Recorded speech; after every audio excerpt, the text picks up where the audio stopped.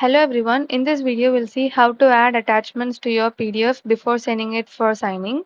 So first of all we'll create a PDF. So I'm uploading the required PDF from my system and then I'm filling all the necessary details and I'm clicking confirm. So I've been redirected to my PDF editor. So here you will be able to see this option called attachments. So when I click onto this option, I'll be able to see this section that opens right here.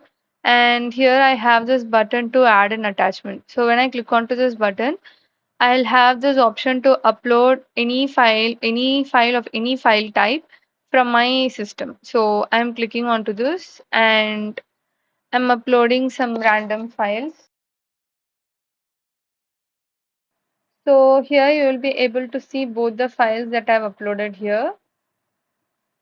And towards the bottom of the screen also you will be able to see both the attached PDFs.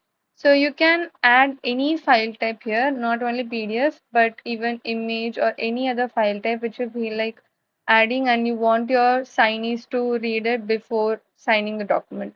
So now we'll test it out. So I'm sending this mail. Since I gave my own email ID here, I've been asked to sign right away. So I'm clicking on sign now.